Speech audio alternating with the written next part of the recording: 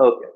So when it comes to the very last topics of nomenclature, we have के हम लोगों ने जो एसिड क्लोराइड्स एंड अमाइड्स हैं इन लोगों की नेम किस तरीके से करनी है। आई एम नॉट जो है ब्लॉकिंग एनीथिंग टुडे, सब सामने ही है क्योंकि बहुत बेसिक से नेम है। जब हम एसिड क्लोराइड्स की नेमिंग करते हैं तो बेसिकली कार्बोक्सिलिक एसिड का जो OH होता है ना, उसको रिमूव करके वहां पे हेलाइड आइंस लगा दिए जाते हैं। ठीक है। एंड सिंस ये एसिड क्लोराइड्स की बात हो रही है तो हेलाइड में से कौन सा आइन की डिस्कशन हो रही होगी? क्लोराइड आइंस की। तो जब कार्बोक्सिलिक एसिड के एंड में ICOE वाला IC एसिड होता है ना, उसको रिमूव करके हम वहां पे आयल हेलाइड लगा देते हैं। ठीक है। हेलाइड यहाँ पे लिखा इसलिए है इन्होंने क्योंकि there is a sometimes chlorides के अलावा और भी हेलाइड्स हो सकते हैं यहाँ पे। तो इस वजह से हेलाइड का वर्ड यहाँ पे लिखा हुआ है। हेलाइड की जगह पे क्लोराइड, आयोडाइड, ब्रोमाइड वही चीजें आएंगी। आई रिपीट अगेन, जो हमारे पास COOH का फंक्शनल ग्रुप होता था ना, COOH, OH को रिमूव करके उसकी जगह पे क्या अटैच कर दिया? हेलाइड आइंस अटैच कर दिए। और ये हेलाइड आइंस जो है ना, हम आगे जाके पढ़ेंगे। एक फ्री रेडिकल की टर्म होती है हमारे पास और एक इलेक्ट्रोफिलिक एंड फ्री रेडिकल की बेसिकली बात होती है और होमोलिटिक फिशन होती है। जो दो तीन न्यू टॉपिक्स हैं जो आप लोगों ने नहीं पढ़े होंगे, बाकी केमिकल, बल्कि you just are not familiar with the names of that, आपने उस टाइप के रिएक्शन जरूर पढ़े हुए हैं। ठीक है। तो ये जो Cl होता है ना, ये मेरे पास यहाँ पे जो है ये फ्री रेडिकल होता है। और free radical in a sense कि फ्री रेडिकल हम एक ऐसे एटम को कहते हैं, ठीक है, जिसके पास अनपेयर्ड इलेक्ट्रॉन होता है। अनपेयर्ड इलेक्ट्रॉन कैसे फॉर्म होता है? इलेक्ट्रोलिटिक फिशन की वजह से, सॉरी होमोलिटिक फिशन की वजह से। होमो मीन्स सिंगल। ठीक है। जैसे कि मेरे पास Cl2 का आइन है, उसमें अगर इन दोनों के दरम्यान में कौन सा बॉन्ड एग्जिस्ट कर रहा है? Cl2 के दरम्यान में कौन सा बॉन्ड होता है? कोवलेंट ही होगा ना। सॉरी, कोवलेंट होगा ना। Covalent bond. ठीक है। तो जो फ्री रेडिकल्स होते हैं उनका लेना देना, फ्री रेडिकल फॉर्म होते हैं होमोलिटिक फिशन के रिजल्ट में। अब we are familiar with what is fission, we are familiar with homo. Homo means क्या होता है? Single type. फिशन का मतलब क्या होता है? ब्रेकिंग। फ्री रेडिकल को हमने क्या डिस्कस किया? क्या होते हैं? फ्री रेडिकल होते हैं जिनके पास अनपेयर्ड इलेक्ट्रॉन हमारे पास अवेलेबल होता है। क्या अवेलेबल होता है? अनपेयर्ड इलेक्ट्रॉन अनपेड हमारे पास एलिमेंट। अवेलेबल होता है। ठीक है। तो जो अनपेयर्ड इलेक्ट्रॉन्स होते हैं ना, उनके यहाँ पे दो चीजें आएंगी। एक होता है अनपेयर्ड इलेक्ट्रॉन और एक होता है free electron, free lone pair, sorry. ठीक है। इन दोनों को हमने मिक्सअप नहीं करना। अब अनपेयर्ड का मीनिंग तुम्हें यहीं पे समझ में आ जाएगा कि अगर मैं क्लोरीन Cl2 जो से जो है सिंगल सिंगल शेयर कर रहे हैं, अगर मैं इस Cl को स्प्लिट अप कर दूं equally such that each individual chloride ions will have its own electron जो अनपेयर्ड होगा, इसकी फॉर्मेशन जो होती है ना, इस फॉर्मेशन को जिसमें नॉ जीरो इलेक्ट्रोनेगेटिविटी डिफरेंस होता है, तीन चार पॉइंट्स हैं, अगर अभी समझ लोगे आगे जाके थोड़ा इजी हो जाएगा। याद है ना इलेक्ट्रोनेगेटिविटी डिफरेंसेस हम लोगों ने पढ़े थे नाइन्थ क्लास के अंदर कि अगर, आई गेस मुझे यस सर। में नहीं है, लेकिन आई गेस 1.4 एंड अबव होता था तो आयनिक कंपाउंड्स बनते थे, अगर less than one 1.4 point eight and above आएगा। होता था। अब मुझे एग्जैक्ट फिगर्स याद नहीं है, वो मेरे जहन से निकल गए, बट यू रिमेम्बर हमने वो वाली चीज पढ़ी थी। तो अगर हम, यस सर। पहला पॉइंट क्या रखने का, अगर जीरो इलेक्ट्रोनेगेटिविटी डिफरेंस हो और कोवलेंट बॉन्ड इक्वली स्प्लिट हो जाए दोनों की साइड पे such that each will have its own electron which will be unpaired, तो इस तरह के आइंस को क्या नाम दिया जाता है? Free free radicals. रेडिकल का। और इस प्रोसेस को क्या नाम दिया जाता है? Homolytic fission. होमो मीन्स सिंगल टाइप या सेम टाइप भी कह सकते हैं। फिशन हमें पता है कि जिसमें न्यूक्लियस ब्रेक होता है into two other ones. Okay. तो नोमन अल्काइल एसिड क्लोराइड में उनकी सिंपल नेमिंग क्या है? हमने एक हटा के आयल अटैच कर देना है। तो here we could see two carbons, तो क्या बनेगा? Ethanoyl chloride. ये कितना बन जाएगा? Propanoyl chloride. और ये कितना बन जाएगा हमारे पास? Butanoyl chloride. और ब्यूटाइल ब्यूटेराइल क्लोराइड भी इसको कह सकते हैं, प्रोपियोनाइल क्लोराइड भी कह सकते हैं, और एसाइल क्लोराइड भी कह सकते हैं, इनके जो अदर नेम्स होते हैं हमारे पास। ठीक है। जो अमाइड्स की नोमेनक्लेचर है वो बहुत बेसिक सी है कि अमाइड के अंदर हमने सिर्फ उसका नाम साथ में मेंशन आउट कर देना होता है, आई मीन हम अमाइड एंड में ऐड कर देते हैं। ठीक है। बाकी सब कुछ वो सफिक्स में हमने उसमें बस क्या कर देना है, अमाइड की टर्म को ऐड कर देना है। और अगर हमारे पास सेकेंडरी या टर्शरी कार्बन के साथ जाके कोई फंक्शन सॉरी एन का ग्रुप अटैच है तो साथ में हम एन का टर्म अटैच कर देंगे उसके साथ। ओके। एन अमाइड या उस तरीके से उसमें इसमें हम 1 2 3 4 की सेंस में बात नहीं करेंगे। जैसे इसमें हमारे पास एक ही कार्बन है तो ये क्या हो जाएगा, methanamide, ethanamide, propanamide and N methyl ethane ethanamide. ये क्यों हमने बोला, बिकॉज इस साइड पे क्या लिखा हुआ है एन, इसके साथ हमारे पास ये देखो ये किसके साथ अटैच्ड है, नाइट्रोजन के साथ। एन। ठीक है। तो एन मिथाइल ये आ गया और एथनामाइड ये आ गया। जैसे हमने एथनामाइड ये लिखा था ना, ये देखो एथनामाइड की वो है। अब देखो फंक्शनल ग्रुप किसके साथ अटैच था, नाइट्रोजन के साथ। और हम ऊपर पढ़ चुके हैं कि अगर नाइट्रोजन के साथ फंक्शनल ग्रुप अटैच होगा तो हम एन को शो कर देंगे उसके साथ। ठीक है। तो यहाँ पे एन के साथ मिथाइल का ग्रुप अटैच था तो एन मिथाइल, और ये तो क्या बन रहा था, एथना अमाइड। ओके। Yes sir. अब टर्मिनोलॉजी जो मैंने अभी आपको स्टार्ट में बताई थी कि हम कुछ चीजें पढ़ेंगे जो कल आपने मुझे मेंशन आउट भी की थी कि sir these are the terms I am not familiar with. बहुत आसान है। फ्री रेडिकल का टर्म आपको समझ में आ गया कि फ्री रेडिकल ऐसा एटम और ग्रुप ऑफ एटम होता है जिसके पास अनपेयर्ड इलेक्ट्रॉन होता है, और वो फॉर्म क्यों होता है, होमोलिटिक फिशन की वजह से फॉर्म होता है। फॉर एग्जाम्पल क्लोराइड रेडिकल जो होगा वो फ्री रेडिकल होगा, और मिथाइल इसके पास नेगेटिव, अब ये नेगेटिव चार्ज है, इसके पास अन इलेक्ट्रॉन दे सकता है ये हमारे पास, तो ये न्यूक्लियोफिलिक कहलाएगा हमारे पास। ठीक है। और ये क्या कहलाएगा, इलेक्ट्रोफिलिक, कॉज इसके पास इलेक्ट्रॉन मतलब लेने की वो, ये इलेक्ट्रॉन डेफिशिएंट है तो इट विल अटैक न्यूक्लियोफिलिक उसके अंदर करेगा। तो इलेक्ट्रोफिलिक का मतलब क्या, जैसे electro means electron, electrophilic mean attracted two electron, an electrophile is an atom or group of atom which is electron deficient। obviously अगर वो electron deficient होंगे उनके पास कौन सा चार्ज होगा, जो इलेक्ट्रॉन डेफिशिएंट होते हैं उनके ऊपर कौन सा चार्ज होगा।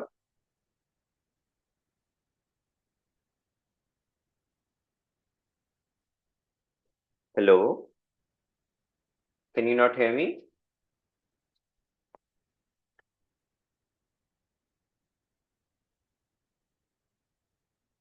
फाइल का मतलब क्या होता है, अट्रैक्टेड। ठीक है। इलेक्ट्रो मींस इलेक्ट्रॉन्स, तो इलेक्ट्रोफाइल ऐसी स्पीशी होगी हमारे पास जो इलेक्ट्रॉन डेफिशिएंट होगी, ऑब्वियसली उसके पास कौन सा चार्ज होगा, पॉजिटिव या एम्प्टी ऑर्बिटल होगा उसका, empty orbital and sir positive वो चार्ज। स्क्रीन अभी तक शेयर नहीं हो रही, आपकी लोड हो जा रही है।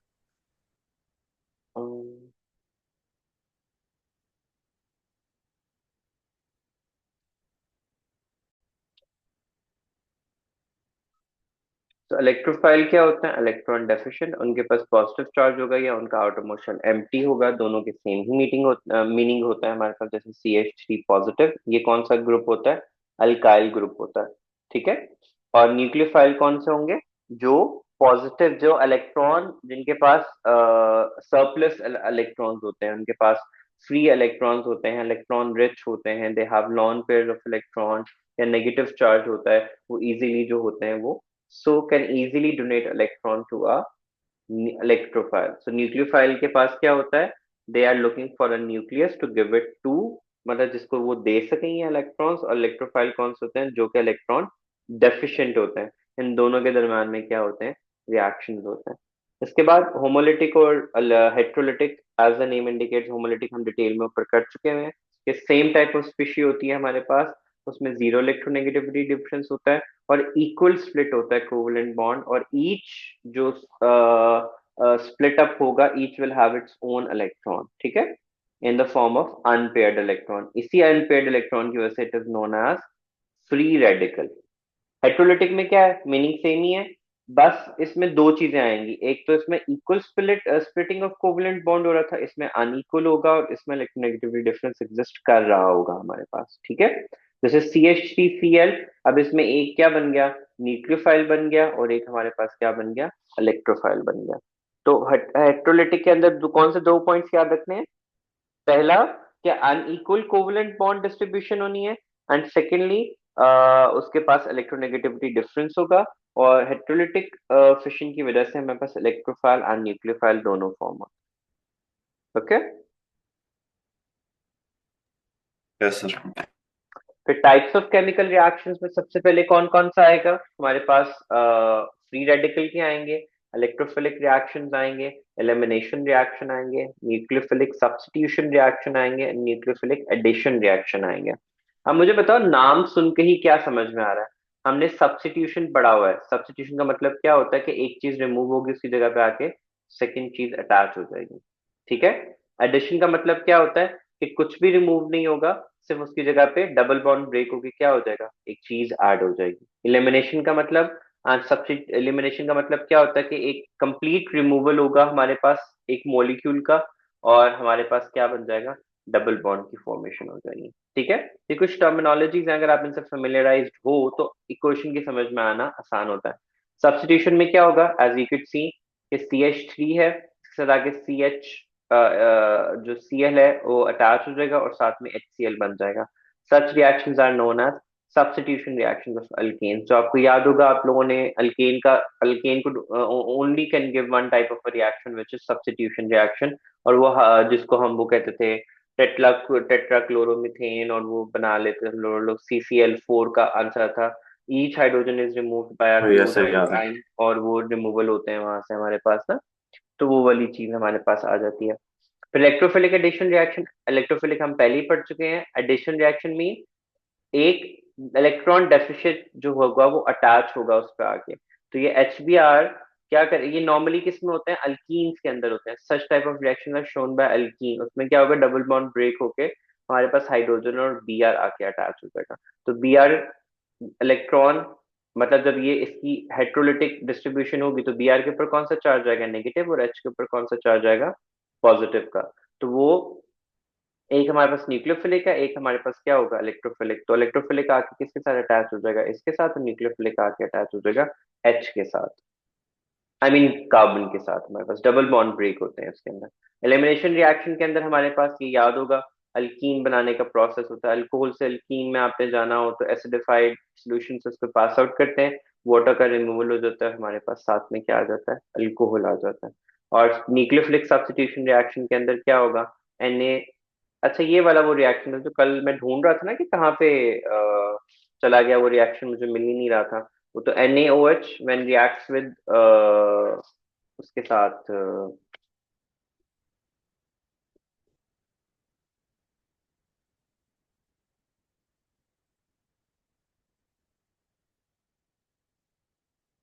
फिर न्यूक्लियोफिलिक एडिशन रिएक्शंस आएंगे। उसमें हमारे पास क्या होगा, एडिशन रिएक्शन है, तो उसमें H और Cn हमारे पास क्या हो जाएंगे, ऐड हो जाएंगे टू द, ये वाली reactions mostly aldehydes and ketones देते हैं हमारे पास। तो ये आप इसका स्ट्रक्चर फॉर्मूला बनाए तो कैसे बनेगा, CH3 C double bond OH। अब इसके साथ H, यानी आगे जाके ना हम लोगों ने एक पढ़ना भी है, आइसोमेरिज्म के अंदर ना 3-4 कैटेगरीज होती हैं। तो उसमें जाके एक दफे दोबारा हम लोग इस चीज को पढ़ेंगे। इस तरह आइसोमेरिज्म की ना मतलब 3-4 कैटेगरीज होती हैं। उसमें हमारे पास क्या कहते हैं, एक कैटेगरी आती है जिसको हम लोग कहते हैं मेटामेरिज्म ना, और एक सॉरी टेट्रोमेरिज्म हम इसको कहेंगे। उसमें क्या होता है कि वो C डबल बॉन्ड O जो है वो उसके साथ जाके एक चीज जाके अटैच हो जाती है। तो अब ये जो हमारे पास C डबल बॉन्ड O है ना, इसके साथ जाके जो है वो H अटैच हो जाएगा, और इसके साथ H, यहाँ पे जो डबल बॉन्ड ब्रेक हुआ है ना हमारे पास, यहाँ पे जाके H अटैच हो जाएगा, और फिर क्योंकि इसके साथ डबल बॉन्ड ब्रेक हुआ तो कार्बन के साथ भी एक पॉसिबिलिटी आ जाएगी, तो CN आके किसी साथ अटैच हो जाएगा इसके साथ। तो ये टेट्रोमेरिज्म भी एक टाइप ऑफ होता है जिसके अंदर presence double bond of oxygen break होता है हमारे पास। तो आइसोमेरिज्म में हम जाके इसको पढ़ेंगे। न्यूक्लियोफिलिक एडिशन रिएक्शन में ये आ गया हमारे पास। हाइड्रोलिसिस याद है आप लोगों को क्या होती थी? हाइड्रोलिसिस करते थे हम अल्कोहल्स बनाने के लिए। ठीक है। यस तो sir. Hydrolysis break simply down क्या इन होती, हाँ, सिंपली हाइड्रोलिसिस हमारे पास क्या होती थी, हम कहते हैं कि जब H एंड OH के बॉन्ड को हम ऐड करते हैं टू ऑर्गेनिक कंपाउंड, ठीक है, ऑक्सीडेशन से हम लोगों के पास क्या आता था, कार्बोक्सिलिक एसिड आते हैं, हाइड्रोलिसिस से हमारे पास अल्कोहल्स आते थे, ठीक है। तो इसने यहाँ पे हाइड्रोलिसिस ऑफ किसकी की हुई है, CH3, डबल बॉन्ड O, यहाँ से ये एस्टर है हमारे पास, ठीक है, और ये वाटर है। एस्टर की जब उसने हाइड्रोलिसिस की तो हमारे पास कार्बोक्सिलिक एसिड एंड अल्कोहल आ गया। मुझे कैसे पता ये एस्टर है, क्योंकि देखो C डबल बॉन्ड O, ये किसका होगा, कार्बोक्सिलिक एसिड का, और ये O किसका होगा, OH का। तो ये जब कंडेंस हुए तो एस्टर बना उसके अंदर हमारे पास, ठीक है। तो hydrolysis of ester in the presence of catalyst हमें क्या देता है, कार्बोक्सिलिक एसिड एंड अल्कोहल। अब हम इनको दोबारा कंडेंस करेंगे तो ये हमारे पास वो वाली चीज आ जाएगी। हाइड्रोलिसिस बेसिकली मीनिंग होता है एडिशन ऑफ वाटर। तो हमने कितने टाइप्स ऑफ रिएक्शंस पढ़े, 6 टाइप्स ऑफ रिएक्शंस पढ़े। एक फ्री रेडिकल सब्स्टिट्यूशन था जो अल्केन का बहुत फेमस रिएक्शन है, जिसमें Cl आके अटैच हो जाता है ऑर्गेनिक कंपाउंड के साथ, अल्केन के साथ, और HCl फॉर्म हो जाता है। दूसरा हमने क्या पढ़ा है, इलेक्ट्रोफिलिक एडिशन रिएक्शन, वो किसके साथ होता है, नॉर्मली अल्कीन्स के साथ होता है, उसमें वो उसका